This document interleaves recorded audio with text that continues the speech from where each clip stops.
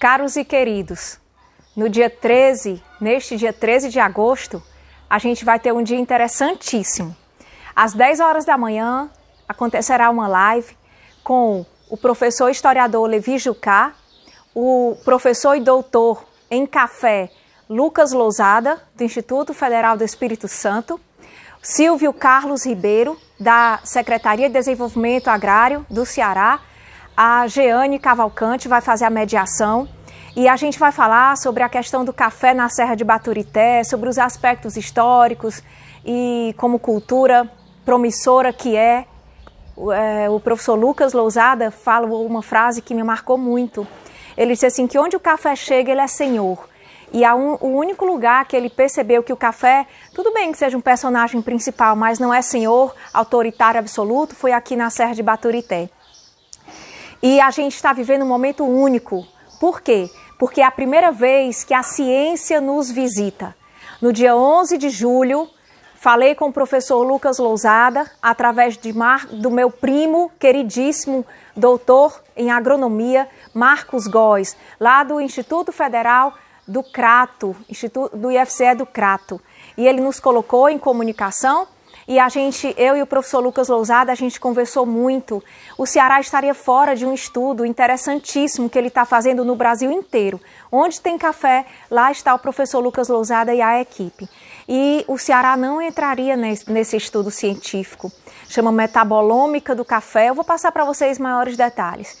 E depois de ter conversado com a gente, ele decidiu incorporar o Ceará nesse estudo nacional sobre o café. E falou que visitaria o Ceará por 2 dias. E na nossa conversa eu digo, 2 dias?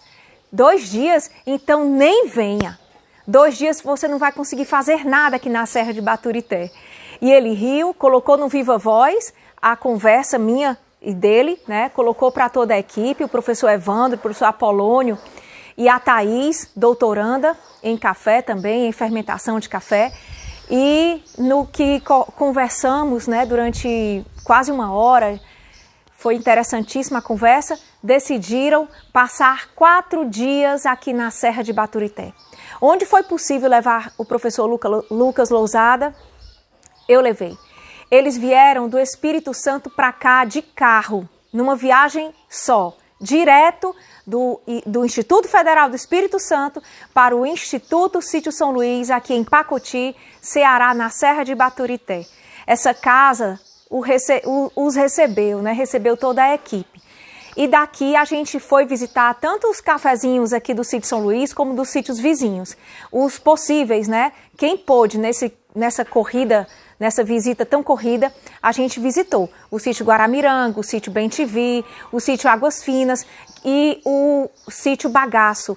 Quiséramos nós, né? Quisera poder visitar muito mais sítios, mas, enfim, eles já levaram uma amostra interessantíssima sobre o café da Serra de Baturité e saíram daqui muito impactados. Uma das coisas que eles mais falavam, uma das frases que eu mais escutei deles, e aí eu falo publicamente isso, né, era essa: nós estamos encantados. Eles não esperavam ver esse café tão bem acolhido, tão respeitado em sua história, tão sendo o tempo todo referido com tamanho carinho, respeito e admiração. Eles ficaram realmente encantados e muito bem impressionados com o trato do café aqui na Serra de Baturité. Mas não só isso, eles também ficaram muito encantados com a qualidade do café e com essa ideia do café aqui ser sombreado pelas engazeiras e ser inserido nas matas da Serra de Baturité, que tem, por característica maior, Mata Atlântica, mas traz preciosos resquícios de Mata Amazônica. Olha só o que o professor Lucas trouxe para a gente de presente. Várias publicações, tanto dele quanto do Instituto Federal lá do Espírito Santo. Olha, o perfil da organização produtiva dos cafeicultores das micro-regiões Serrana e Caparaó do Espírito Santo. Aqui, né, falando sobre o Instituto Federal do Espírito Santo, mostrando o trabalho que eles fazem lá e levam muito a priori o café. Aqui é o professor Lucas, olha, de blusa azul. Aqui, tá aqui ele. Depois eu mostro para vocês direitinho. E esse livro, que eu fiquei muito encantada com ele, porque justamente, ó, Mulheres dos Cafés no Brasil. Uma publicação bilíngue em português e em inglês. Dentre outras, né? Essa daqui também muito interessante, olha. Caderno de aulas práticas de café e cultura. Enfim, e teremos ainda a participação do professor historiador Levi Jucá, autor de Pacuti, História e Memória, autor da cartilha Filhos de Guaramiranga, autor contratado e convidado pela família, aqui ó, Um Século de Magia, Origem de um Empreendedor à Frente de Seu Tempo. Sabe quem era esse aqui? Luiz Severiano Ribeiro, o pai do cinema no Brasil, nascido em Baturité. E o professor historiador Levi Jucá fez uma pesquisa incomparável com tudo que podia a respeito da família, das origens, e impressionou tanto os descendentes do Luiz Severiano Ribeiro que foi convidado pela família para escrever justamente um livro comemorativo aos 100 anos dele e foi lançado lá no Cine São Luís. Ainda está em andamento a cartilha sobre Pacuti, Filhos Ilustres de Pacuti, e também algo importantíssimo para a gente. O professor historiador Levi Jucá está em andamento com uma obra que será uma marca dos nossos tempos. A História do Café no Ceará. E é um livro que virá junto com uma data sem igual. Uma data digna de toda comemoração. Os 200 anos do café na Serra de Baturité. Sim, na Serra de Baturité 200 anos, mas o café chegou mesmo ao Ceará em 1736, aonde? Na Meruoca. Enfim, vamos conversar sobre tudo isso.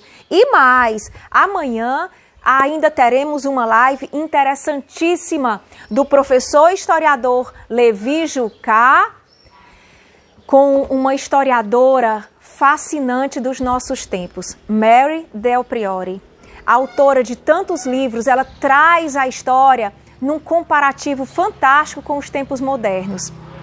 Essa é uma publicação dela que foi oferecida à minha mãe Cláudia quando ela esteve aqui no Ceará em julho de 2017. Educadíssima. Mary, você tem a nossa admiração, viu? Nossos pais, os meus pais, são seus fãs. Fiz questão que você autografasse essa publicação aqui para minha mãe. E ela gostou demais. E o professor historiador Levi Jucá tem um trabalho que é apaixonante. Vejam só. Essa é a tese de mestrado do professor historiador Levi Jucá. E sabe qual é o fundamento, a base da tese de mestrado dele? São cartas do meu bisavô Luiz Sampaio, cartas que ele recebeu entre os anos de 1914 a 1920. Vejam só, ele, nascido em 1900, foi morar em Fortaleza para fazer faculdade de Direito. Quando formou-se na Faculdade de Direito do Ceará, primeiro curso superior do Ceará, em 1920, eram somente 7 formandos. E ele manteve uma correspondência semanal com a mãe, com o pai e com os amigos. A mãe falava sobre coisas maternas, né? Perguntava como é que ele estava de saúde, mandava remedinhos para ele ficar bom de uma gripe, enfim. E ainda perguntava coisas muito pessoais sobre ele. E as cartas do pai davam notícias da fazenda. Choveu esse mês, vendi um boi fulano de tal, passou aqui o meu compadre fulano, notícias da fazenda, notícias do gado, notícias do café, notícias de chuva, de colheitas, coisas bem paternas assim. E as notícias dos amigos, as cartas dos amigos são lindíssimas. Por exemplo, eles relatavam as festas que vinham aqui ao sítio São Luís. O pai do meu bisavô, o Zeca Sampaio, o meu trisavô, era muito festeiro. Quando ele assumiu o sítio São Luís, ele adorava fazer festas aqui. A minha avó Carmen, minha bisavó Carmen, voinha Carmen, contava pra gente isso e dava risadas. Ela dizia assim, que ele fazia aqui nessa casa, normalmente, festas que começavam à tardinha, porque as pessoas vinham para cá ou a pé ou a cavalo. Ninguém tinha carro. Então, de um lado, era a festa para os ricos, com gramofone. Do outro lado, era a festa para os pobres, com o sanfoneiro. Só que do meio para o fim, estava todo mundo misturado. Por quê? Porque o sanfoneiro era muito mais animado. E enquanto meu bisavô Luiz Sampaio, um jovem, né, ainda tão jovem, dos 15 aos 20 anos, estava lá em Fortaleza, os amigos vinham para essas festas e contavam para ele, Luiz, a gente foi para a festa, voltamos de manhã. E eles contavam, eles tinham... Tem uma das coisas que eu acho das mais bonitas, há muita beleza e poesia nas cartas. E eles contavam e compartilhavam muito sobre uma jovem por quem todos eles eram apaixonados e deram a ela um codinome, Iracema, que era personagem dos mais conhecidos livros, né, do nosso grande escritor José de Alencar. Então, eles contavam, numa das cartas que eu mais gosto, eles contavam assim, Luiz, Iracema dançou a noite inteira na festa. Mal olhou pra gente, mas eles contavam assim, né? Que quando voltavam para Pacuti, no amanhecer do dia, no raiar do dia, iam todos a galope, a cavalo. E ao passarmos, eles contando, e ao passarmos pelo riacho do Santa Fé, que é um sítio aqui vizinho, antes de Pacuti, ao passarmos pelo riacho do Santa Fé, eles todos a cavalo e a Iracema lá, junto com eles, né? Ao saltarmos o riacho do Santa Fé, o vento levantou a saia de quem? Da Iracema. E eles relatavam, e nós vimos a pata da gazela. Olha que coisa linda, já em referência a outro livro do José de Alencar, A Pata da Gazela, onde um jovem se apaixona porque vê o tornozelo de uma moça. Que lindo! Eu fico encantada com tudo isso. E as cartas são de uma delicadeza. Tudo que hoje a gente fala do inglês, short, jeans, tênis, eles não falavam nada disso. O uso do estrangeirismo era todo de termos em francês. Eles falam chauffeur, bureau, muitos termos em francês. E as cartas, eles aproveitavam o papel de uma forma mínima e máxima ao mesmo tempo. Por quê? Eles escreviam a carta, depois lembravam de outro assunto, escreviam na borda da carta. Lembravam de outro detalhe, escreviam às vezes no verso dos envelopes. Tem carta que a gente pega que é toda escrita, onde cabe ali uma frase, um pensamento, uma pergunta, uma notícia, eles vão compondo ali. Porque era raro o papel, não era fácil assim. E as cartas eram mesmo um meio de comunicação indispensável, era o melhor da época, e assim faziam. E essas cartas foram o tema do mestrado do professor historiador Levi Jucá. E hoje ele conversa sobre essas cartas com esta grande escritora dos nossos tempos, a Mary. Mary, será um momento fantástico. E olha só, o Sítio São Luís em tudo isso. Essas coisas, os velhos guardados, têm a sua importância.